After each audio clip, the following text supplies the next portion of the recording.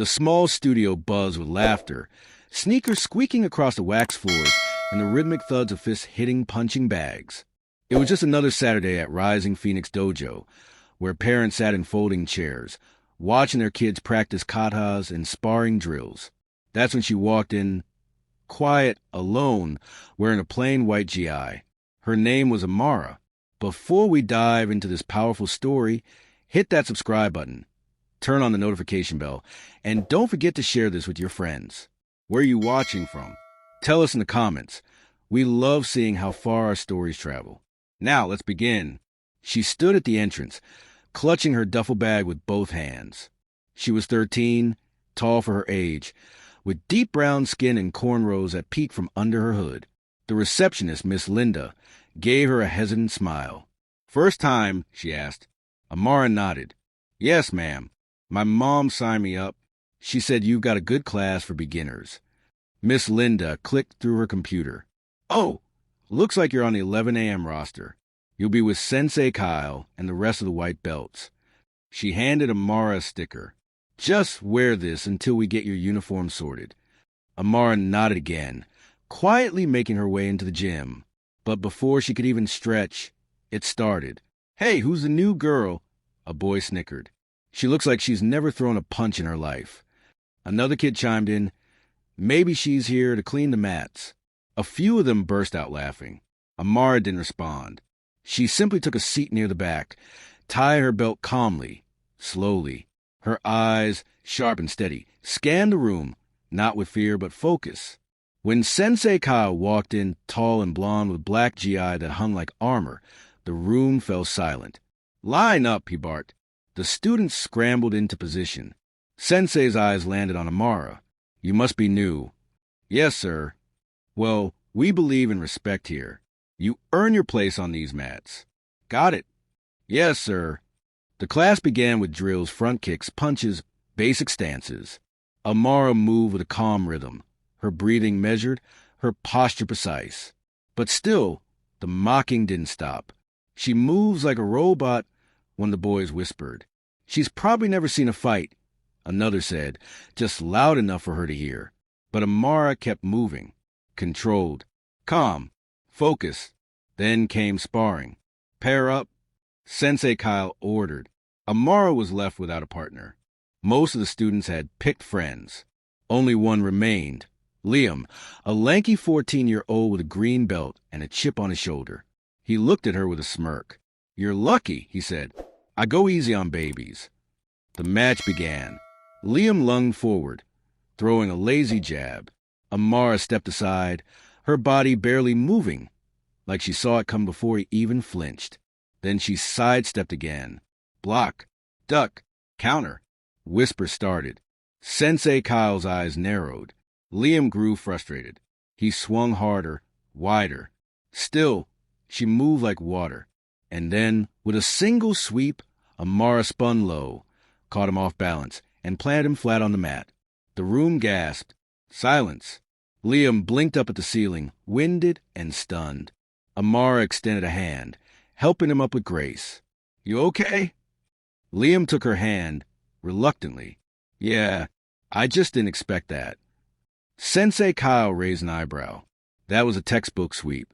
Where'd you learn that?" Amara shrugged. "My old sensei. I moved here last month." "You trained before?" She hesitated. "Yes, sir."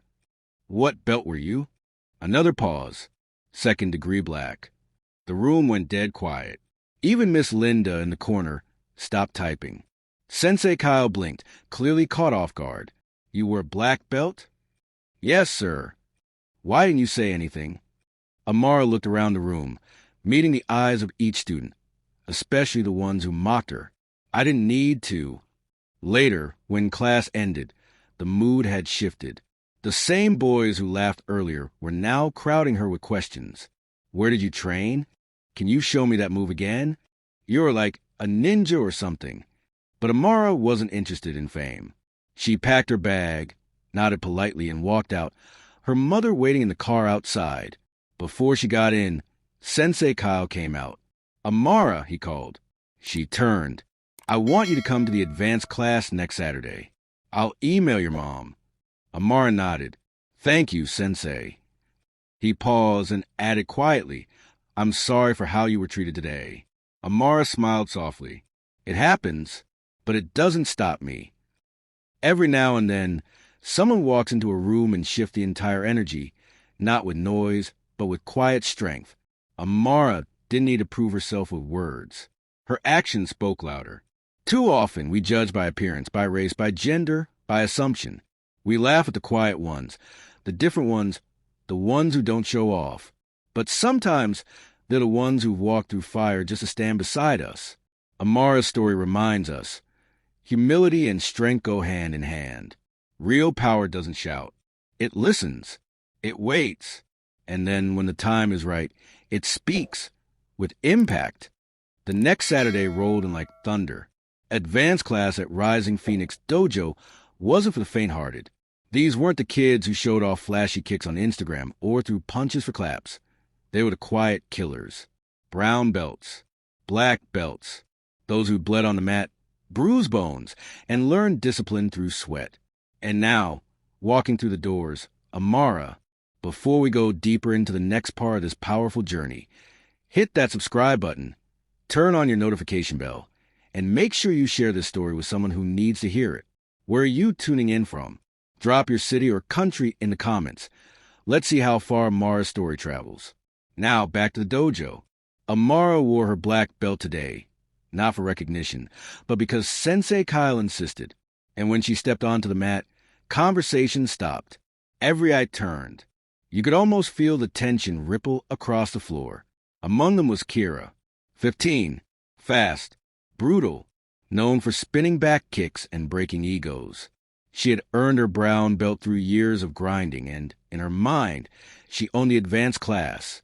And when she saw Amara being introduced, something in her twisted. Who is she? Kira muttered under her breath. Amara, whispered Marcus, another student. She beat Liam last week. She's a black belt. Kira narrowed her eyes. Oh, really?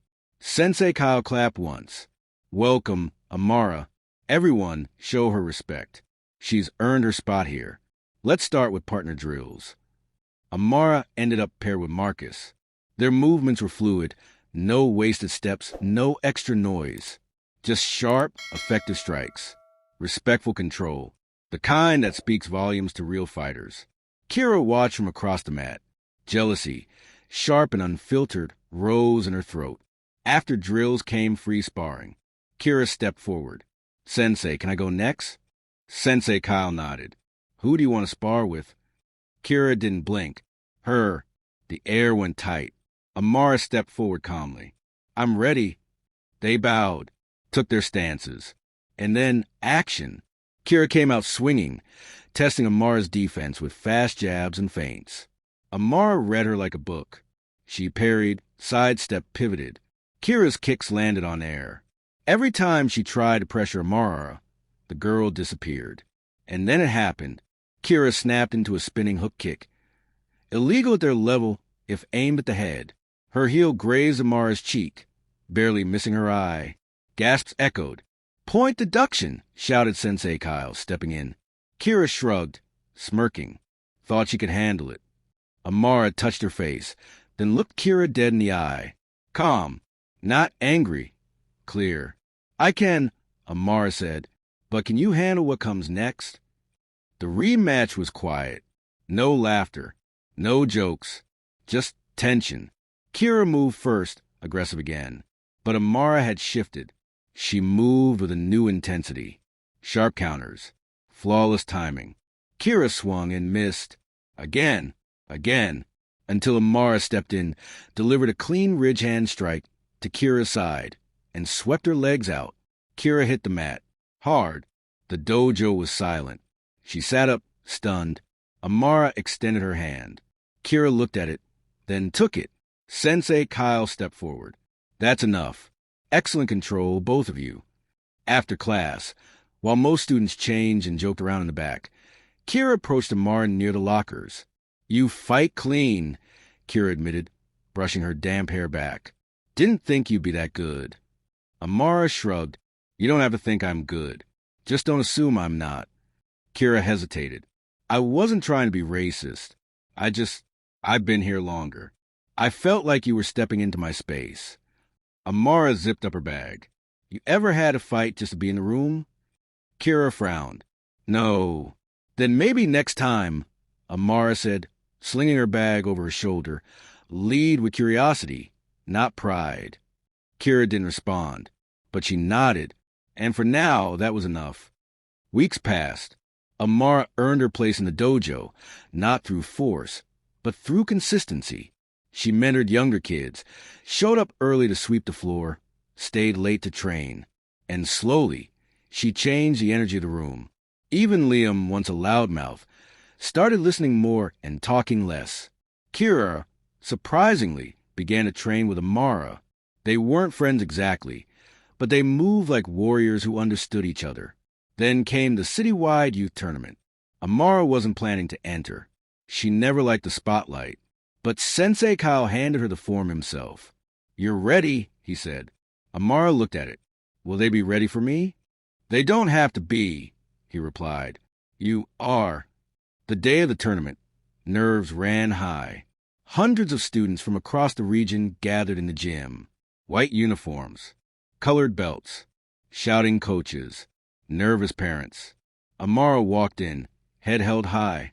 Round by round, she advanced. She fought with grace, no wasted power, no arrogance, just pure skill. And in the final round, guess who she faced? Thura, the same girl who once mocked her.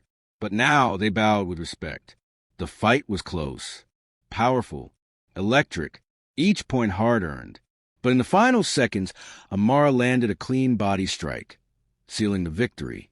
The crowd roared, but Amara didn't throw her hands in the air. She bowed, helped Kira up, and then walked over to her mother in the stands. Later, the judges called her name champion. This story isn't about karate, it's about character. Amara walked into a room where she was underestimated, not for her skill, but for her skin, her silence, her difference. She didn't shout. She didn't beg to be seen. She just was. In a world where people are often told to prove themselves before being accepted, Amara reminds us, you don't have to be loud to be strong. You don't have to explain who you are. Just be it.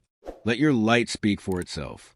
Let's raise a generation that doesn't assume weakness based on appearance, that doesn't confuse quiet with fear, that knows strength comes in all shades, all styles, all voices.